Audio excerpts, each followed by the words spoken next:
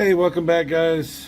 Well, recently I did a deal with my buddy Max, and I got some new Super Famicom games. I have never really shown you guys all of my Super Famicom stuff, which I've got quite a bit as far as the cartridges go. But I just want to show you what I just brought in from my friend Max, who got me some pretty cool stuff. First off, he threw these in basically for free. And this is like a Disney Mickey Mouse game, which I understand is actually really good. And this one, I'm not 100% sure. Is this Popful Mail? I think it might be. And if it is, I've heard that's good too. So that's cool. Wasn't really trying to get those, but I'm glad I did because that's actually pretty cool. Another game that he sent me is Super Double Dragon, or The Return of Double Dragon. This is a really cool game. Yeah, I'm anxious to play the Japanese version of this. I used to rent this all the time on Super Nintendo, but I don't think I ever played the Japanese version. So I play my Super Nintendo games on a Super Famicom, if that makes sense. Pretty much prefer. I just love that console, and I love these cartridges. I love the way they look and everything. So it's just a weird little thing for me. I just like to play on the Super Famicom. I prefer it.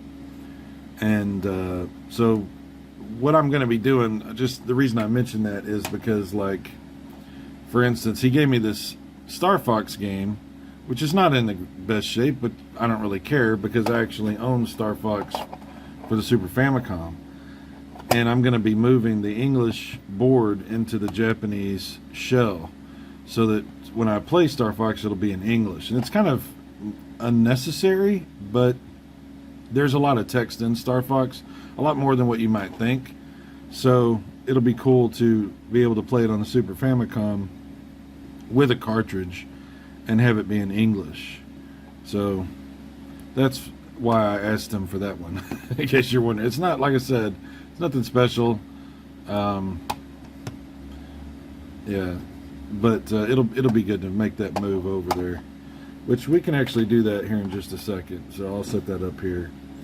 A couple other games that he sent me, which I only in the past couple of years even knew existed, is Super Bonk and Super Bonk 2. That's right, Bonk.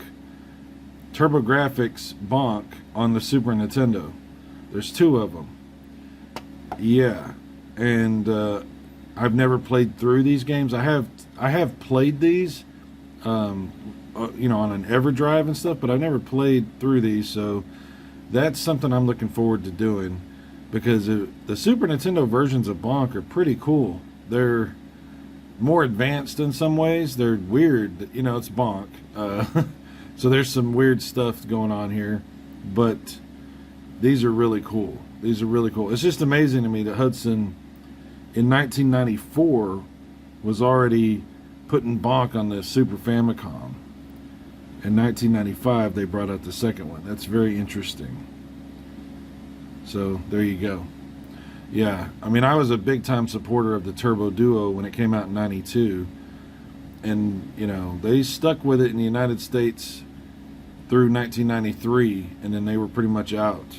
And in Japan, they had, you know, obviously decided to go ahead and put Bonk on another console in 94, so that's interesting.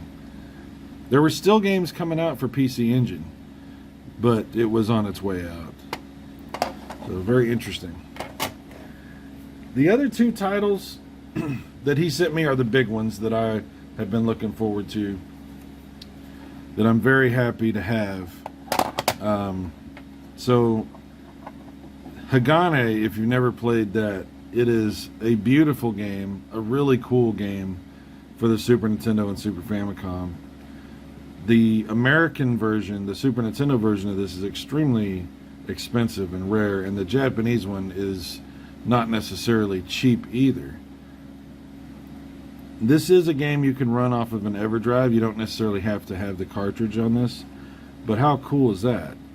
Hagane is a really, really cool game. And I'm, thank you, Max. I'm very, very happy to have that. And I will absolutely be doing videos on that. That is a great game. Here's the other one. And this one, the label isn't perfect, but it's Final Fight 3. And I already own the first two. So this is a big deal.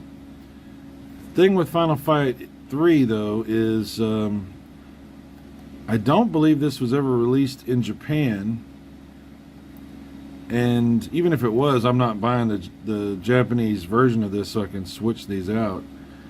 So I'll have to create me a Super Famicom shell and label for this, for playing it on my Super Famicom. And like I said, it's not in the best shape as far as the sticker is concerned, but this game's worth quite a bit of money. I was very reluctant to try to get this from him because it cost so much. But we actually traded for this. I didn't actually buy this from him. I traded him some stuff for the Wii U and things like that, because it was very expensive. And I didn't feel right about taking less from, making him take less from me, because I couldn't afford what this thing is actually worth. So anyway, Final Fight 3, I look forward to playing that as well. Now again, you don't need to buy this. You can play this off of an EverDrive, but it's pretty cool to have that. Alright, now like I said, we're going to go ahead and switch these out, so let's do that. I have my tool here,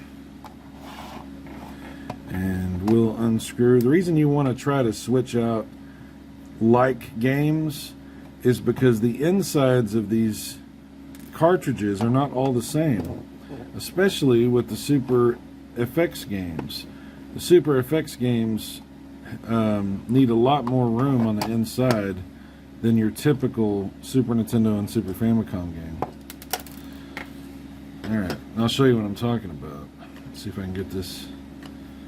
Oh no, these stickers. Alright, we're going to have to cut those stickers. I got my ancient, old ass knife here. Alright, we don't need you. And we don't need any of you.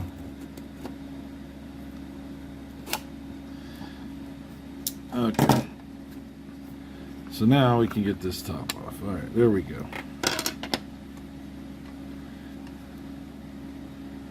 And there you go. Very simple stuff. There's not even a battery for Star Fox. Very interesting. So there you go. You can see the inside, how it has to line up with these notches and stuff. So that's why you want to try to replace it with something similar.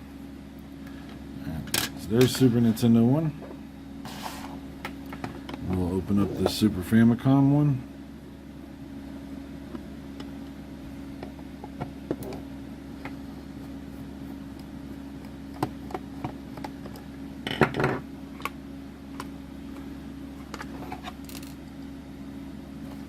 Get this thing out. Okay.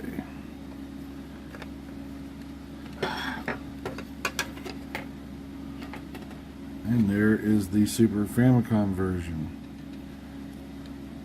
And they basically look identical.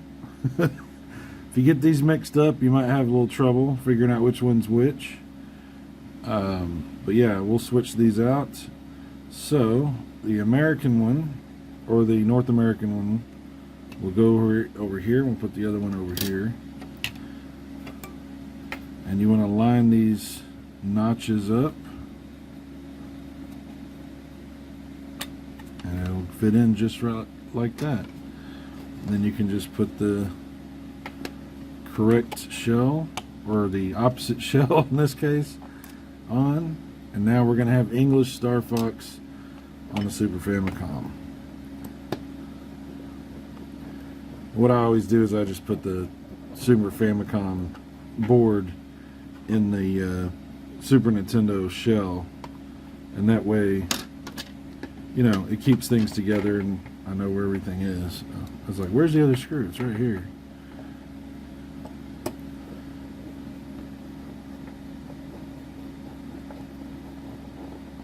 Okay, there it is. Now, easy peasy lemon squeezy, as Negan would say.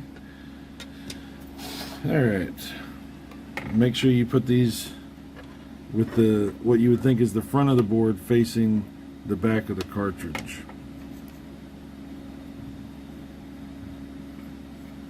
See, that's fascinating. There's the back of the cartridge. I had the wrong one. I was like, why is it not, where's the notches? Well, they're on the back. See? Alright. Like that. Now we're good. And that is a nasty cartridge. How dare you, Max? How dare you? I don't want to know where this cartridge has been.